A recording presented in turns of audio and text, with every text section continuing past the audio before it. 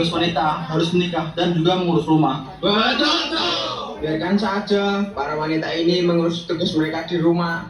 Apa salah jika wanita melakukan hal yang kita inginkan? Wanita juga manusia. Sudahlah Kartini, kau tak perlu mengajari mereka. Ayo, sekarang ikut Kang Mas, balik ke pengitanmu. Jangan! Namun, meski semangatnya begitu tinggi, Kartini harus melawan berbagai tekanan. Tidak hanya dari masyarakat, tetapi juga dari orang terdekat. Nih, keluar! Cepat keluar! Ada apa, Bu? Nih, sudah saatnya kamu harus dipinjam. Ibu tidak mau melihat kamu terus mengajar dan belajar. Persiapkan dirimu hingga calon suamimu menjemputmu. Mengapa, Bu? Apa salah jika seorang wanita belajar? Apa salah jika wanita memiliki kedudukan yang sama dengan pria? Cukup! Tradisi tetaplah tradisi. Dan kamu tidak boleh melanggar tradisi ini. Saya akan tetap berpendapat seperti ini, Bu. Terserah kamu saja. Hingga tiba saatnya, siap atau tidak siap, kamu harus melakukan pingitan ini. Meskipun tantangannya begitu besar, namun semangat Kartini untuk menggapai cita-cita tak pernah padam. Dalam perbincangannya dengan Romo dan Kartono, Kartini memohon izin melanjutkan pendidikan ke Belanda. Sebuah langkah besar dalam perjuangan. Permisi, Romo. Saya ingin meminta izin untuk melanjutkan sekolah di Belanda. Apakah diperbolehkan? Apa kamu sangat menginginkan sekolah di Belanda?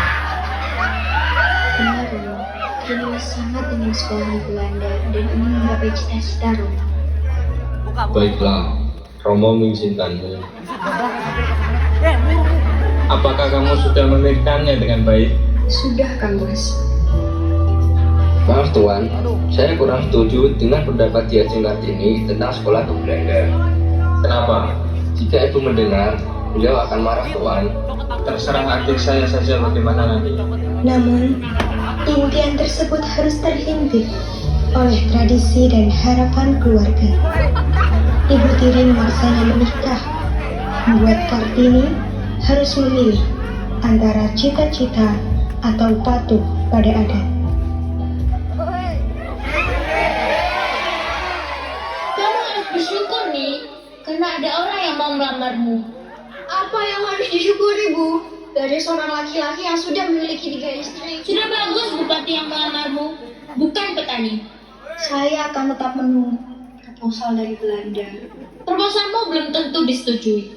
Mungkin bisa saja ditolak. Lamaranmu harus dijawab dalam waktu 3 hari. Saya tidak mau membuat Romo kecewa. Mohon maaf, Bu. Mohon maaf Ibu, izinkan saya berbicara kepada adik saya. Kamu bisa minta tolong pada Romo untuk membatalkan proposal itu. Saya tidak mau, Kang Mas. Sekarang semuanya sudah jelas. Kamu hanya memikirkan dirimu sendiri. Egois kamu, Kartini. Saya tidak mau, Bu. Maafkan Kang Mas nih. Di tengah semua kebingungan dan pertentangan itu, ada sosok ibu yang tetap mendukung Kartini. Dalam percakapannya dengan Yunga Sirah, Kartini menyadari betapa pentingnya pendidikan dan kesetiaan. Ada apa, Yu? Panggil aku ibu, kita tidak sedang di pendopo.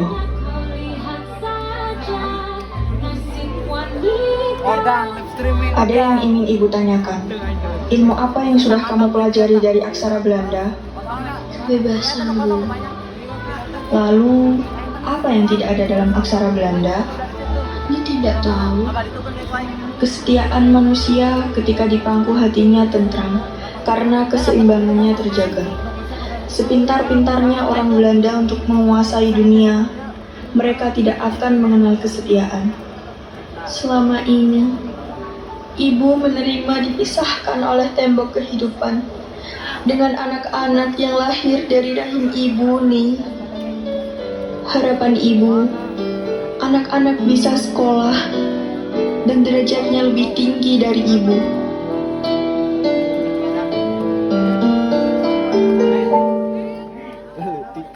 Seiring waktu, Kartini mengajukan syarat pernikahan. Ia ingin pendidikan perempuan dan martabat ibunya dihargai. Namun, tidak semua bisa menerima langkah beraninya. Bagaimana? Apa kamu siap menyandang gelar Raden Ayu? Saya siap untuk menerima pinangan dari Kanjeng Adipati Dioyo Adiningrat dari Rembang. Tapi saya diminta syarat. Apa lagi nih? Sudah, sebutkan saja apa syaratnya. Pertama, saya tidak mau membasuh kakinya dan tidak mau dibebani oleh berbagai perintah sopan santun yang sangat rumit. Serta saya mau diperlakukan seperti orang biasa saja. Yang terakhir, Cukup nih. Kamu hanya memikirkan dirimu. Ibu tidak akan membiarkan syaratmu terpenuhi. Kartini benar. Suami saya menikah lagi, Bu. Lasri mengerti. Suami Lasri lebih mencintai istri mudanya yang lebih pintar dan terpelajar. Lasri berkuat, Bu. Kartini benar. Nih, lanjutkan. Mbak Yumi ini mendukungmu.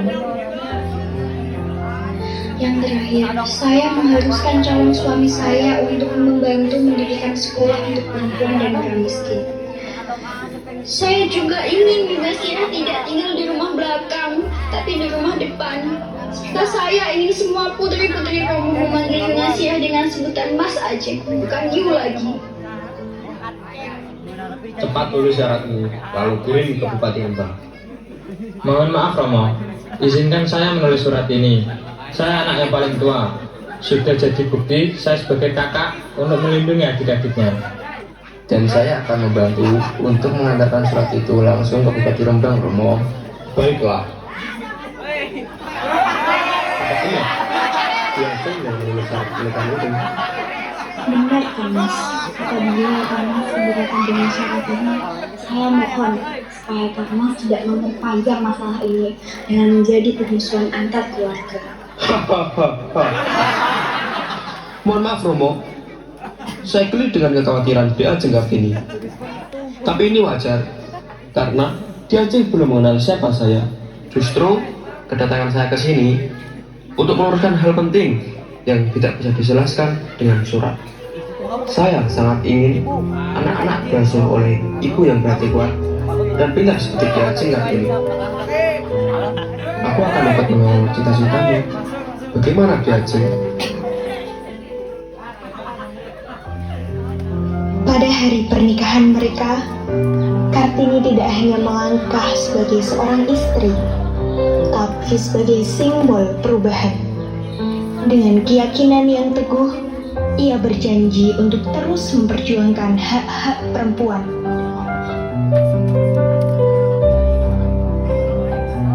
Perjalanan panjang ini baru saja dimulai. Saya izin pamit, Ibu. Nih, mau jadi Raden Ayu. Iya, Nak. Jaga dirimu baik-baik ya. Ingat pesan-pesan yang Ibu sampaikan. Setelah pernikahan dilaksanakan, Kartini dan Raden Ageng Joyodiningrat pergi ke sekolah melihat para murid-murid yang sedang belajar di sekolah yang sudah Kartini impikan. Terima kasih suamiku telah memenuhi persyaratan yang aku ajukan sebelum menikah. Sama-sama Dek Kartini.